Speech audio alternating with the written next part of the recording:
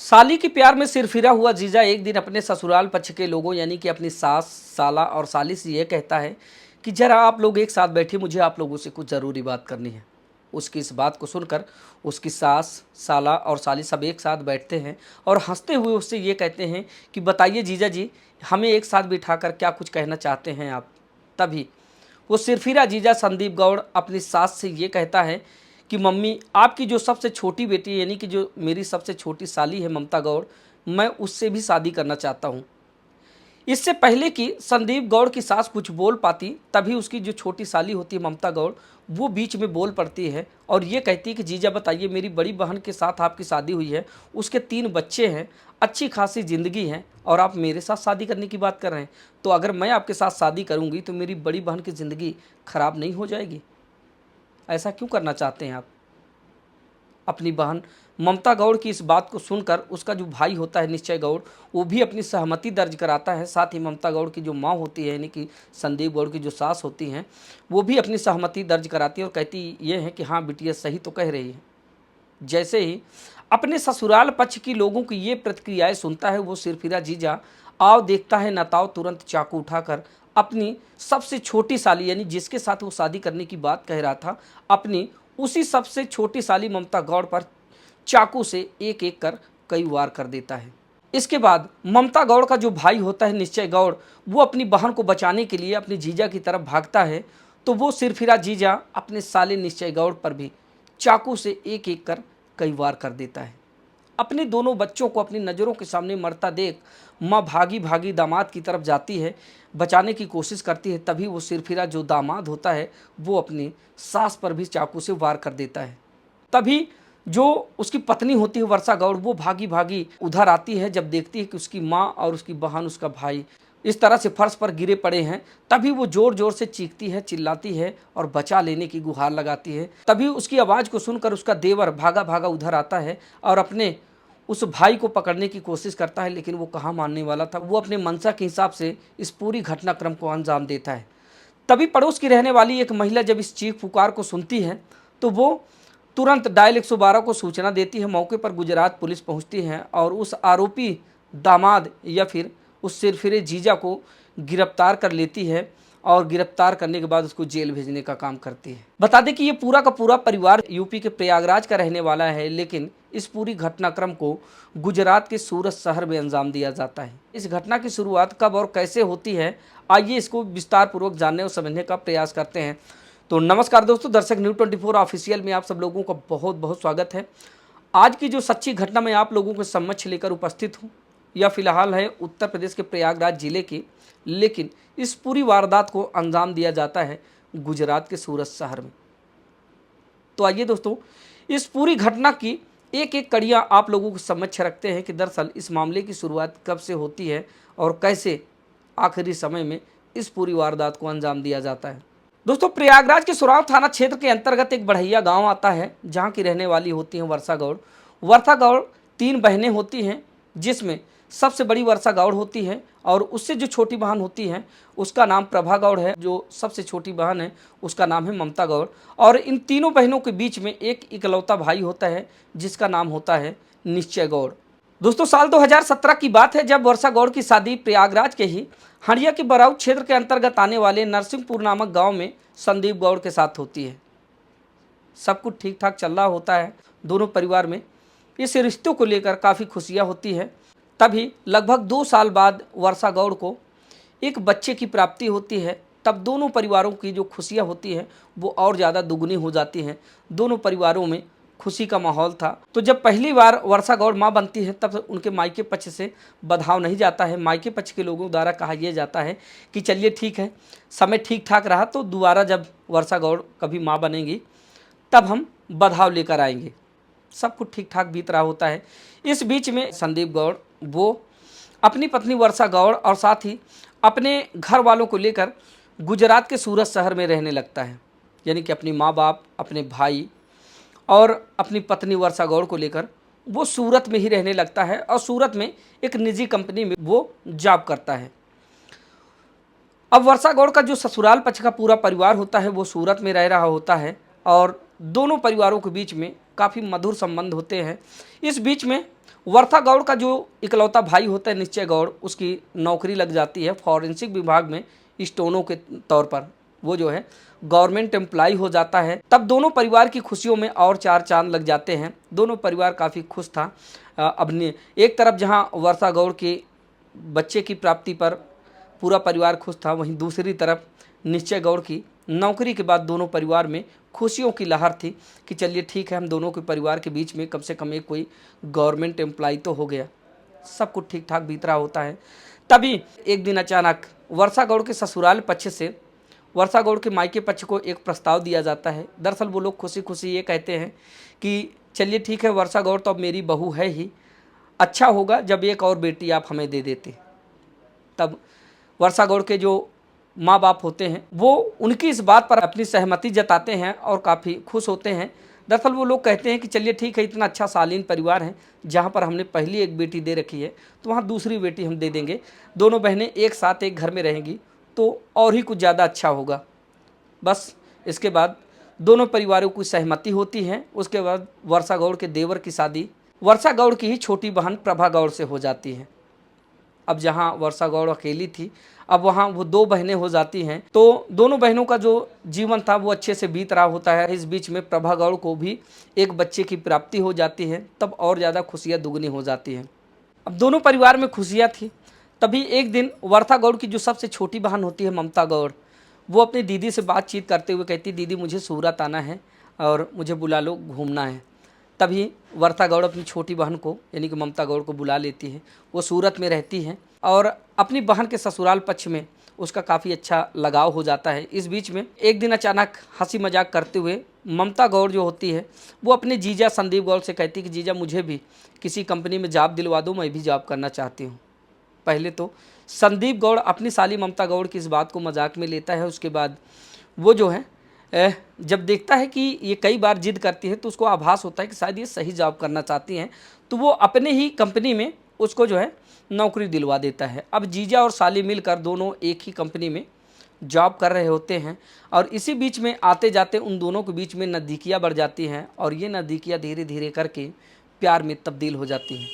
अब संदीप गौड़ और उसकी साली ममता गौड़ का जो प्यार होता है वो परवान चढ़ने लगता है। दोनों मिलने जुलने लगते हैं। सब कुछ उनके बीच वो सब कुछ होता है जो आमतौर पर एक पति पत्नी के बीच में होता है।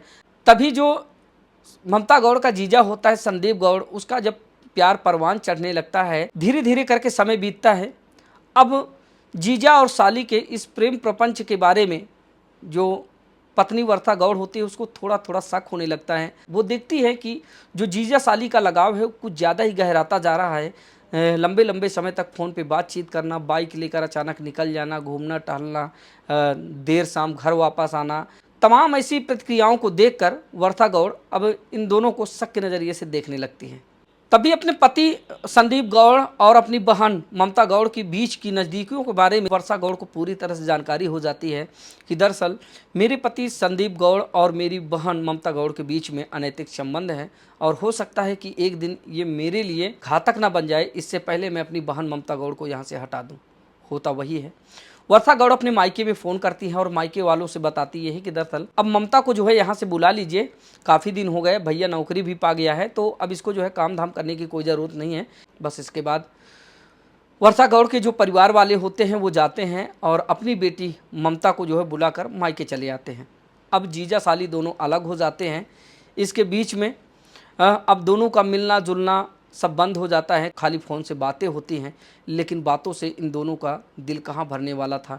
इसके बाद एक अवसर आता है जब जो भाई होता है निश्चय गौड़, उसकी शादी लगती है और 29 नवंबर 2025 को उसकी शादी लग जाती है। तभी बीच में एक सगाई का फंक्शन होता है और सगाई के फंक्शन में सभी लोगों को इनवाइट किया जाता है, जिसमें वर्षा गौड़ साथ ही उसकी बहन प्रभा गौड़ और उसके ससुराल के सभी लोग आकर सगाई में सम्मिलित होते हैं और सब लोग खुशियाँ जाहिर करते हैं। इसी बीच में फिर से संदीप गौड़ और उसकी साली ममता गौड़ एक बार नज़दीक आते हैं और दोनों की नज़दीकियाँ फिर से बढ़नी शुरू हो जाती हैं।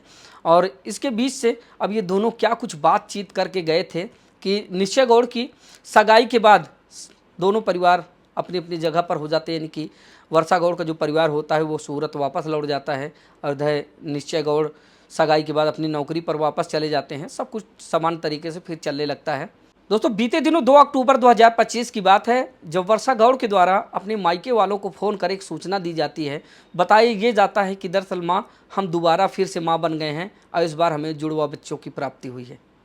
जैसे ही वर्षा गौड़ के परिवार वाले इस बात को सुनते हैं, उनकी खुशी का कोई ठिकाना नहीं रहता है। सब लोग बेहद खुश हो जाते हैं और ये कहते हैं कि चलिए ठीक है, उसका जब पहला बच्चा हुआ था तो हम लोग बधाव लेकर नहीं गए थे, लेकिन इस बार दोबारा उसको जो है बच्चे हुए हैं और इस बार जुड़वा बच्चे हुए हैं, तो बेहद खुशी का माहौल है, हम लोग बधाव लेकर चलेंगे।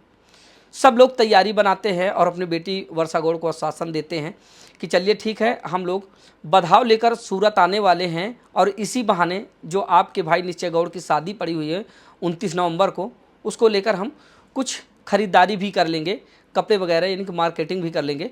बस सब लोग तैयारी बना लेते हैं। इसके बाद वर्षा गौड़ का जो मायके का परिवार होता है वो 3 अक्टूबर को प्रयागराज से ट्रेन पकड़ता है सूरत के उधना स्टेशन के लिए, और अगले दिन 4 अक्टूबर को वो लोग सूरत पहुंचते हैं, उधना स्टेशन उतरते हैं। तभी स्टेशन पर पहले से जो दामाद होता है संदीप गौड़, वो इंतज़ार कर रहा होता है। ससुराल पक्ष के लोग जैसे वहाँ पर पहुँचते हैं तो सब लोगों को रिसीव करता है और अपने घर पर ले जाता है। इसके बाद दोनों परिवार आमने सामने होते हैं, एक दूसरे का सुख दुख बता रहे होते हैं। हंसी खुशी का माहौल था और सब नई पुरानी बातें हो रही थी, बड़ा खुशनुमा माहौल था। तभी बीच में अचानक जो वर्षा गौड़ का जो पति होता है संदीप गौड़, वो अपनी साली ममता गौड़ को बाइक से लेकर घुमाने के लिए निकल जाता है। काफ़ी देर रात वो घुमा कर आता है। अगले दिन 5 अक्टूबर की बात है, संदीप गौड़ अपने ससुराल वालों को यानी कि अपनी सास, साली और साले को लेकर जाता है सूरत की कई अलग अलग दुकानों में। अपने साले निश्चय गौड़ की शादी की तैयारियों के लिए शॉपिंग कराता है और घुमाता है परिवार वालों को। सब कुछ ठीक ठाक बीत रहा होता है। फिर एक दिन अचानक 8 अक्टूबर 2025 की बात है, जब वही जीजा संदीप गौड़ के द्वारा अपने ससुराल पक्ष के लोगों यानी कि अपनी सास, साला और साली से ये कहा जाता है कि आप लोग ज़रा एक साथ बैठिए, मुझे आप लोगों से कुछ ज़रूरी बात करनी है। उसकी इस बात को सुनकर उसकी सास, साला और साली सब एक साथ बैठते हैं। तभी संदीप गौड़ की सास, साला और साली के द्वारा कहा यह जाता है कि बताइए, इस तरह से हम लोगों को इकट्ठा बिठा कर क्या कुछ कहने वाले हैं आप। तो सन की जीजा के द्वारा अपनी सास से कहा यह जाता है कि दरअसल मम्मी, आपकी जो सबसे छोटी बेटी है ममता गौड़, मैं इससे भी शादी करना चाहता हूँ। इससे पहले कि उसकी सास कुछ बोल पाती, तभी उसकी साली ममता गौड़ जो होती है वो बीच में बोल पड़ती है और वो कहती है कि जीजा बताइए, मेरी बड़ी बहन की शादी आपके साथ हुई है और 3 बच्चे हो गए हैं आपके, पहले से आप शादीशुदा हैं, तो मुझसे आप शादी क्यों करना चाहते हैं? अगर मैं आपके साथ शादी करूंगी तो मेरी बड़ी बहन की ज़िंदगी बर्बाद नहीं हो जाएगी? बस उसकी इस बात को सुनकर उसका जो भाई होता है निश्चय गौड़, वो अपनी सहमति जताता है और उसकी जो माँ होती है वो भी अपनी सहमति जताती है। दरअसल माँ भी यही कहती है कि हाँ बिटिया सही तो कह रही है कि बड़ी बेटी की शादी तो हमने आपके साथ की ही है, अब छोटी बेटी के साथ जब आप शादी कर लेंगे तो मेरी बड़ी बेटी की ज़िंदगी तो ख़राब हो जाएगी। जैसे ही अपने ससुराल पक्ष के लोगों के द्वारा ये बात सुनता है, तभी वो सनकी जीजा संदीप गौड़ आओ देखता है न ताओ, चाकू उठाता है और तुरंत सबसे पहले वो अपनी उसी साली ममता गौड़ पर चाकू से वार कर देता है जिसके साथ वो शादी करने के लिए बोल रहा था। एक एक करके वो कई बार करता है। ममता गौड़ वहीं पर तुरंत धराशायी हो जाती है और उसकी वहीं पर मौत हो जाती है। इस बीच में अपनी बहन को मरता देख उसका जो भाई होता है निश्चय गौड़, वो बचाने के लिए आगे बढ़ता है। तभी अपने साले निश्चय गौड़ पर भी उसका जो जीजा होता है संदीप गौड़ वार कर देता है और वो भी ज़मीन पर गिर पड़ता है। तभी अपने दोनों बच्चों को अपनी नज़रों के सामने मरता देख जो उसकी सास होती है वो अपनी दामाद की तरफ आगे बढ़ती है। तभी वो सिरफिरा दामाद अपनी सास पर भी चाकू से वार कर देता है। अब अपने भाई, बहन और माँ को मरता देख वर्षा गौड़ वो ज़ोर से चीखती है, चिल्लाती है और कहती है कि बचा लीजिए, मेरे भाई बहन को और माँ को मेरे पति ने मार डाला। बस इतना सुनते ही उसका जो देवर होता है वो भागा भागा उधर आता है। उसकी छोटी बहन जो होती है प्रभा गौड़, वो भी भागी भागी उधर आती है और सब लोग ज़ोर ज़ोर से चीखने लगते हैं, चिल्लाने लगते हैं। वर्षा गौड़ का देवर अपने भाई को पकड़ने के लिए जाता ज़रूर है, लेकिन वो कहाँ किसी की सुनने वाला था। वो तब तक नहीं रुकता है जब तक वो इस पूरी घटना को अंजाम दे नहीं देता है। इसके बाद पड़ोस की रहने वाली एक महिला जब चीख पुकार सुनती है और जब इस पूरे घटनाक्रम के बारे में उसको जानकारी होती है, तुरंत डायल 112 को सूचना देती है। मौके पर गुजरात पुलिस पहुंचती है। उस आरोपी सन की जीजा या फिर दामाद को गिरफ्तार कर जेल भेजने का काम करती है। बॉडी का पंचनामा कर पोस्टमार्टम के लिए भेज देती है।